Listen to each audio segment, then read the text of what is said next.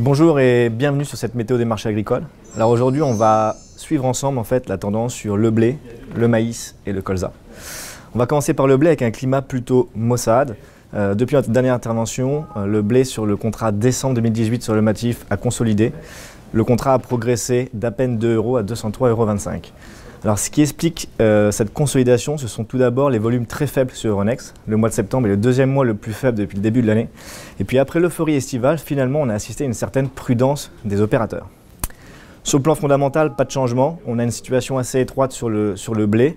On a un bilan mondial resserré avec des perspectives en baisse sur les productions en Australie, en Argentine, mais également en Russie. Même si la partie mer Noire et la Russie pourraient récolter autour de 70 millions de tonnes de blé, soit plus qu'attendu. Outre-Atlantique, on a à peu près la même tendance avec un contrat 8 sur le décembre 2018 qui est à l'équilibre autour de 5,25 $. Les opérateurs en fait sont à la recherche d'un point d'équilibre entre ce bilan mondial étroit et des perspectives vraiment idéales sur les conditions climatiques. Donc les semis de blé d'hiver se passent dans d'excellentes conditions. On a eu quelques pluies ici ou là qui sont venues perturber les grandes zones de production, mais pour le moment, le contrat n'arrive pas à trouver le catalyseur haussier pour aller plus haut.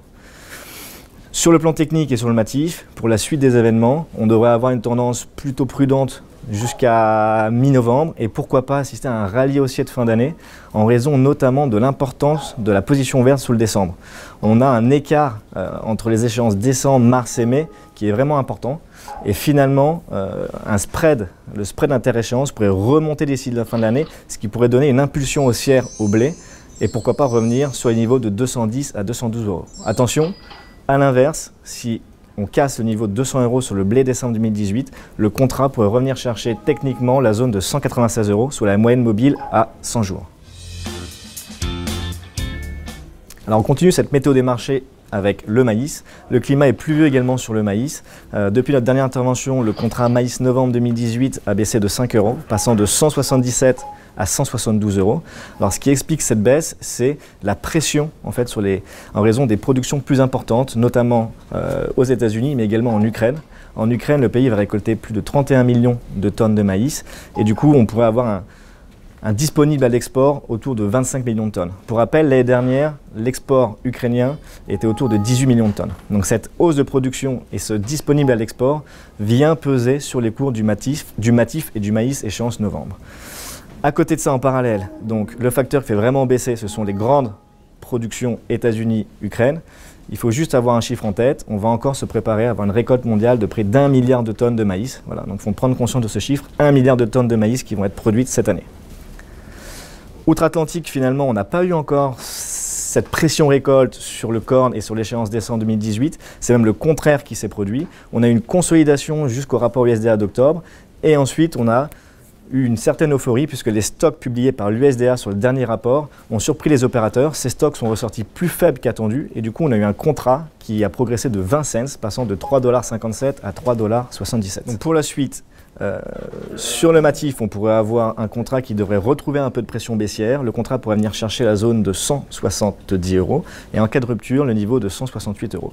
Attention, il y a un élément qui pourrait redonner un petit peu de progression ou de volume sur le contrat corn décembre outre-Atlantique. Ce sont les conditions climatiques actuelles sur la Corn Belt. Il y a eu énormément de pluie, les parcelles ont été inondées, donc les chantiers sont arrêtés et du coup on pourrait avoir une sorte d'impulsion haussière sur le corn. Si le corn US remonte, on pourrait avoir une divergence donc, entre ce corn aux États-Unis et ce matif maïs en France, et à ce moment-là, peut-être qu'il pourrait reprendre un peu sa marche en avant. Mais bon, tout ça, c'est encore trop tôt pour en parler, mais globalement, on peut avoir un point de vigilance sur la météo US. On termine cette météo des marchés avec une note positive. Enfin, un climat plus ensoleillé sur le complexe oléagineux, que ce soit le soja aux États-Unis ou le colza chez nous. Donc le soja a progressé. Le contrat sur le novembre 2018 a progressé de 30 cents, revenant au-dessus de 8,80 $. Alors trois facteurs peuvent expliquer cette progression. On a tout d'abord un rapport USDA d'octobre qui a surpris les opérateurs avec des stocks plus faibles qu'attendus. On a des conditions climatiques plus difficiles sur la soja belt, donc qui a permis de redonner un élan haussier au contrat. Et enfin, on a une position vendeuse des fonds qui s'est légèrement réduite. Pour autant, c'est peut-être pas le début d'un short covering. Au contraire, il faudra être un peu plus patient pour voir si dans les prochaines semaines, les fonds vont racheter les positions vendeuses sur le contrat soja. Sur le matif, le colza a connu également un élan haussier, puisque le contrat est revenu au-dessus de 370 € et se négocie autour de 373 € sur l'échéance novembre 2018. Pour la suite des événements, si le soja se tient bien, on pourrait avoir un colza qui pourrait remonter sur la zone des 380 €, d'autant plus que les surfaces de colza pour la campagne 19-20, donc pour la campagne prochaine, même si c'est trop tôt, pourraient être diminuées, notamment en raison des conditions climatiques très difficiles actuellement et d'une certaine sécheresse. Voilà, donc tous ces éléments sont à suivre. On aura également une vigilance météo sur ces conditions de semis en France. Merci de nous avoir suivis sur cette météo des marchés et rendez-vous le mois prochain avec, j'espère, une météo qui sera beaucoup plus clémente qu'actuellement.